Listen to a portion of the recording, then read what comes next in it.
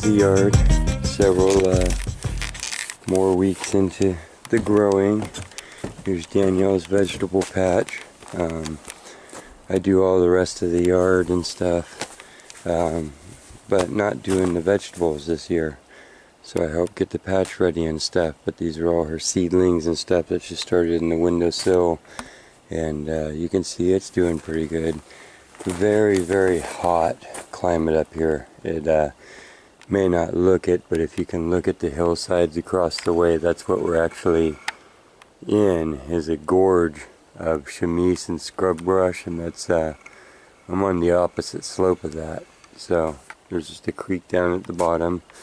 You can see that's land extending down to the creek, and that's what it looked like when I got here.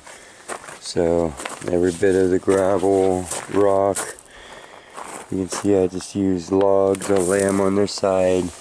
This is from my grandparents' property. Everything that you see, these are all violets that I took from somewhere.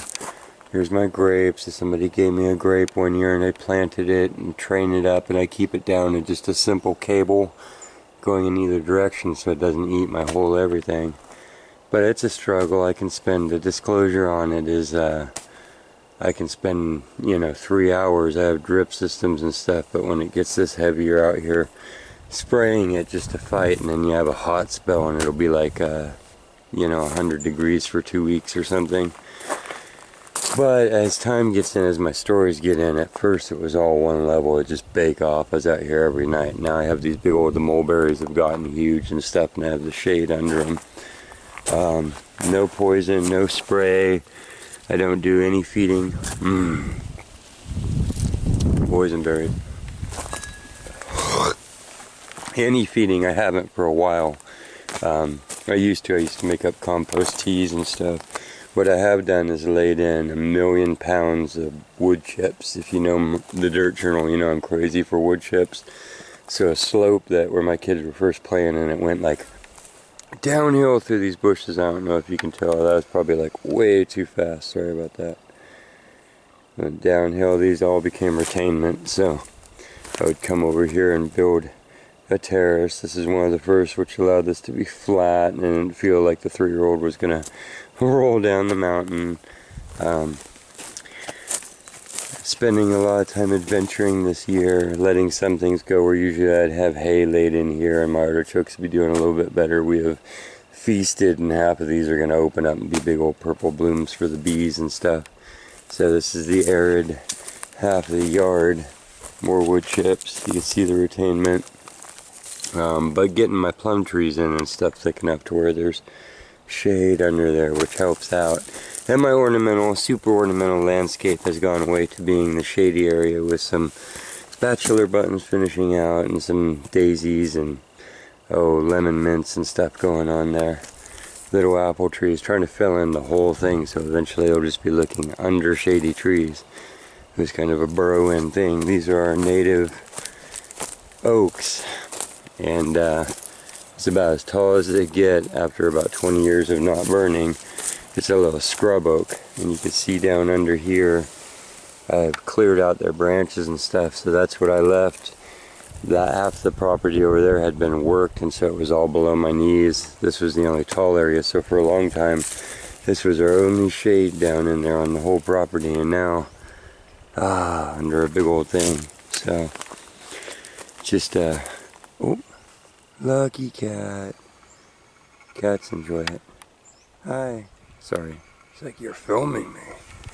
I know, it's kind of not cool. But yeah, every little thing. A little chunk of fig stuck in the dirt next to the sandbox, and a little lavender bush, and echinacea about to open up. This is a sage that, because it's trapped in the shade, is actually putting its blooms all the way up here, fighting with the mulberry and the fig. But yeah, mulberry, fig all knitting together. And for once I had to build this and put shade cloth on it to keep my child from burning out in the sunshine. They're all grown up. No little girls in the sandbox. Olive still comes out here sometimes, but But there's shade on it now. That's how life goes. Sometimes the kids will be growing up by the time there's a tree to swing in. So there's a vegetable garden. This was our first years when the deers, there was nothing out here and the deers would raid it, so we had to build a thing here. So it's in pre-revamp mode, whatever you want to call it. I'm just kind of leaving it for now. I might do a staircase down and stuff. But this is the gem. I'm just kind of maintaining stuff. When I come through, trying to take care of what I've built up and stuff, but she's putting a lot of effort into that, and it just looks awesome. I think it's better than the vegetable patch that I've pulled off here so far, so that's how it goes. So we got beans, peppers, beets, cilantro, cucumbers, broccolis, and other brassicas. Yep, tomatoes. Oh, pretty, pretty, pretty. This is the biggest chunk of lawn I can manage out here after 10 years of living here and watering it from the deck every day and stuff. So, got about a 3-foot patch, but I'm not a fan of lawn anyway. Lantana turning blue, about to come out. That's my shady patch that I keep right there. You can see this is the last of the shade. By July there won't be any shadows, everything's straight down. Yeah, and this is more of the arid part of the yard. When you get out from under the trees, you can kind of see what you're dealing with. So it's also terraced, but don't water it as much. So got ice plants and different stone crops and stuff, and this is a big boulder wall, and then over into pomegranate land and stuff. I think we lost that one this winter through the frost and the dryness, but there's a wall from earlier videos and stuff. This one's eaten by the peas right now, but I mean, you can see it's crunchy. My poppies have turned to dust, so that's the trick out here, is trying to keep it from being just a rocky dirt slope and build beds where you can hold some moisture and stuff. And 10 years of that, and then I just go through and pull all negative weeds, so the only original inhabitants are things like the Douglas iris and Callus iris and soap plants withering out. And I've installed different stuff, scabious sages, peas, got littler ones, and then my hopes and dreams are these redwoods that I've scattered here. So maybe as I remove some of these thinner diggers, as they die out, these redwoods will take over and be lush and big. Here's the under the trees area. We'll just look down in here.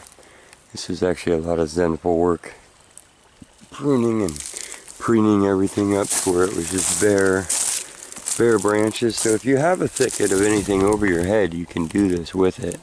So all I did is just wound paths through it and trimmed it up, and I kept all the bushes.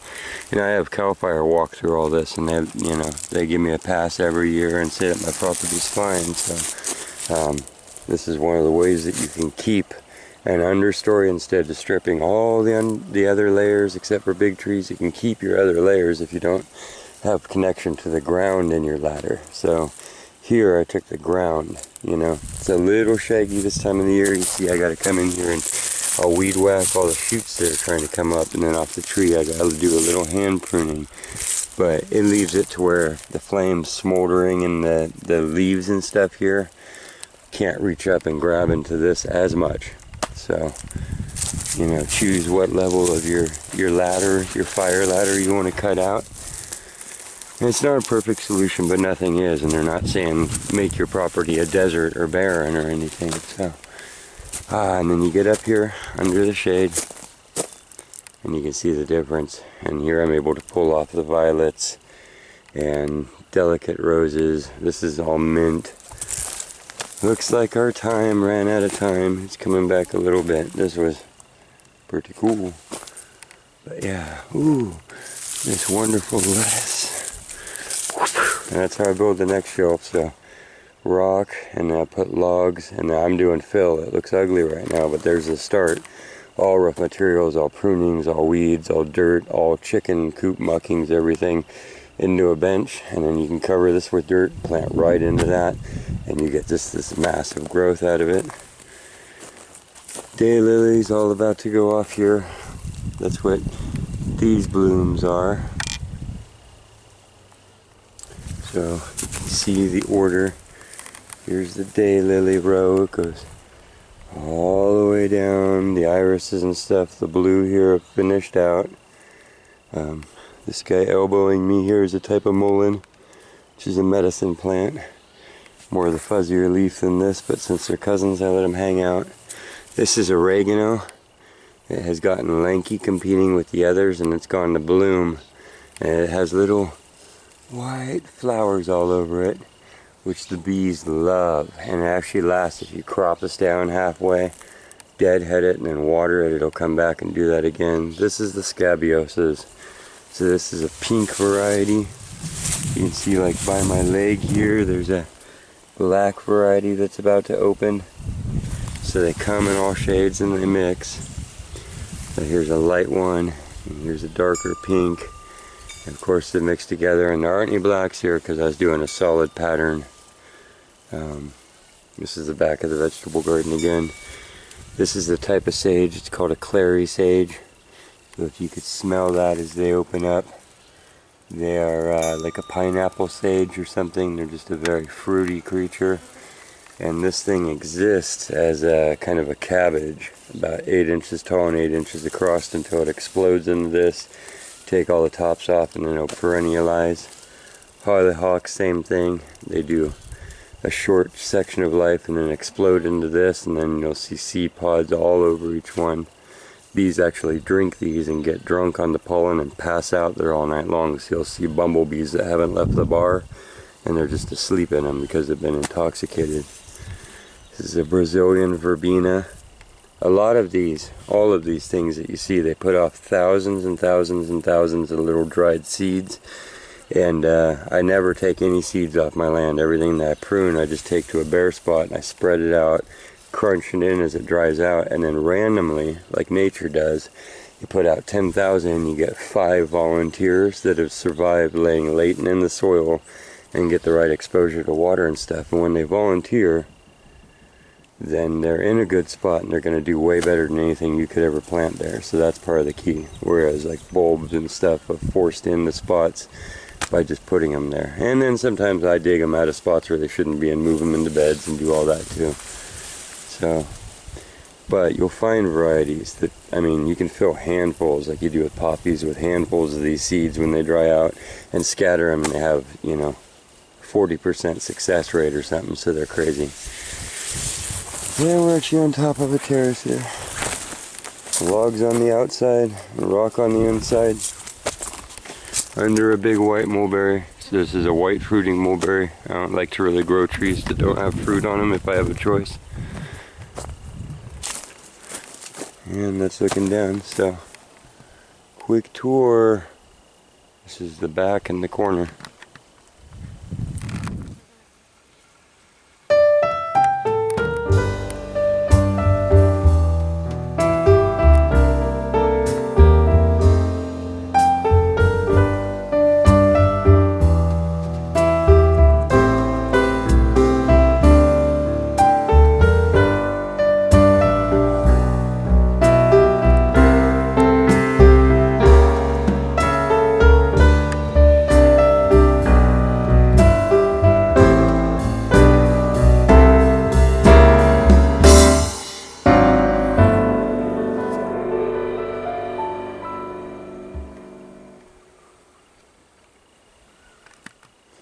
These peach trees, I never spray anything on, no copper, no silver. They're totally infected, as everything in all of California and all the region is, with leaf curl. You'll see a little bit of it pop up in the beginning. The key is that I top water these, I foliar feed them. You can make comfrey tea and stuff like that and put them on there. But if you just water them a lot and you keep the soil well fed and healthy, and you keep your tree, if the tree is looking yellow, it's more susceptible. You'll spend all your time chasing it with putting sprays on and trying not to wash that off because you're paranoid of the fungus, and the birds bring it in on their feet. There's no way to avoid it. And everybody has private trees everywhere. There's no way to get rid of it, so it's everywhere. So you got to assume that you're infested, and you have to keep the immune system, or however you want to think of it, you have to keep the body of your tree so healthy and so banging along. I mean, look at the green growth on this. I actually have to come through like it was a plum. This is a peach, and prune it live time in the middle of summer and stuff to keep it from overgrowing and snapping its branches beyond even blooms. So but that's because I'm dumping water, I'm foliar feeding it. Remember, you know, I'd say 80-90% of the plants that you spray water on, they can actually soak it in through their leaves, and a cell has to have extra water to split to make more. A plant has to have extra water to grow. If it's just got the water that it's surviving with inside of its own leaves, those leaves are actually shrinking every day, and it's using up its little, you know, vascular reservoirs. So you give it extra water, and soak it in. That's how the big redwood trees and stuff stay alive, is by gathering mist. They couldn't possibly do it by pumping up from their roots. So you can help everything out that way, and it's proof positive, knock on wood. There's curl present, but it's not eating and devouring and destroying the tree, which it has in this region. You know, it's devastated stuff, and they get into leaving the dust on there and trying to outrun it with putting sprays and stuff on there and keeping it dry and keeping it arid. And the trees look less and less healthy, lack of moisture, lack of ability to draw up their nutrients and to thrive. So keep them thriving. These are all my peach trees. You could go through my whole property and you'll find 5 leaves of curl. If you look right in here, I think I see some yellow and a little bit of weirdness to the leaf. And those will fall off because it's growing 1,000 more fresh ones. So it's like it outpaces it. I think that's probably the key to all sicknesses, is if you can still be thriving hard enough to outpace it, you can outpace it. You'll be fine. So that's my key to it. And comfrey is a plant that is a cell proliferant that you can use also. It's knitbone was its common tongue name, and I've used it in my garden a lot. And oh look, these are the littler bees. I wanted to show you how many types are here. So we got orchard bees, and oh, there'd be 4 little of these, and then there's hornets and things that look like flies, and there's so many different types. But that one's documented, so you see it's teeny tiny compared to, there's a little one there that was just by a big European. Here's a European honeybee, if it'll hold still. It's about twice the size of the little gray one.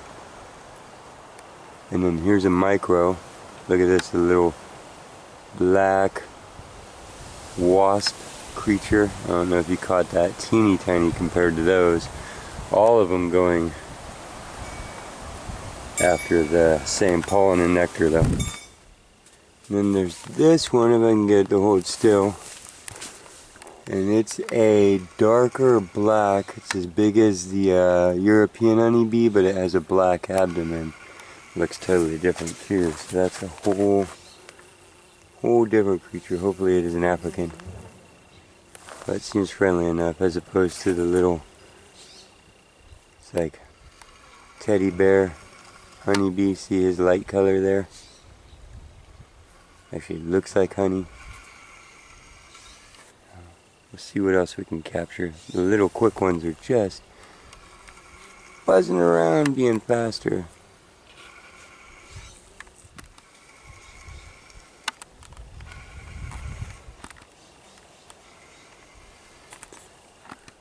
And little wasps all over the peach trees and apricot and nectarines and stuff. And that's what they do all day long. It's hard to catch them in action, but they look like yellow jackets, all those things. You can see them buzzing around there. 90% little yellow wasp things, and it doesn't look like they're eating anything off the tree. It looks like they're looking for creatures that would be eating off the tree. And there's that many of them, but I'm in a landscape where it looks like that. So I have deers and everything else that's coming in here. You know, when you build a little paradise, everything sees it glowing and they go, ooh, but I mean, I have that much variety too. So I don't kill anything off I don't use any sprays or any poisons, and it balances out. It really, really does. I get armies of the good guys coming through, and they just look hungry, like they're waiting and waiting and waiting and looking. And if they find somebody sitting somewhere on a branch, they're just going to eat them. See them just crawling all over like, is there somebody here? Is there somebody here? And they don't sting me, they just crawl all over the peach trees looking for bad guys all day long.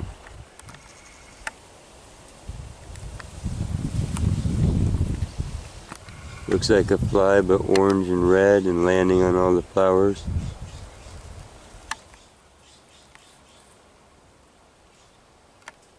There. A billion little things like that when people are like, there's honeybees and orchard bees. I'm like, and the other billion bees that I see all crawling around at the same time, I have no idea what any of them are. And there's your honeybee.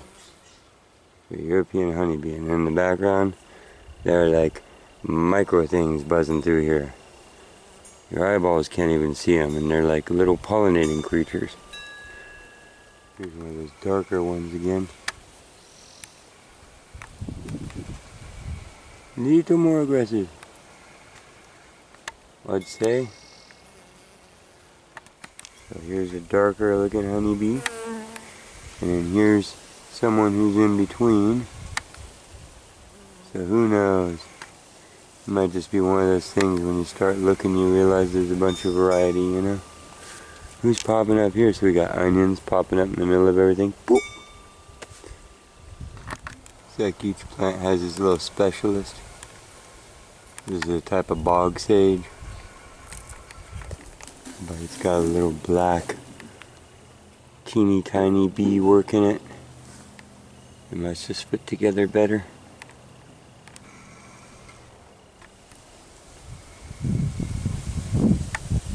There he is inside there. You can each little cups. They gotta be smaller than all the other bees. There's my thumb. Look how small that is. It's inside that cup of that flower. Oh, off to the next one. That's weird. That flower's not moving. All kinds of creatures everywhere you look.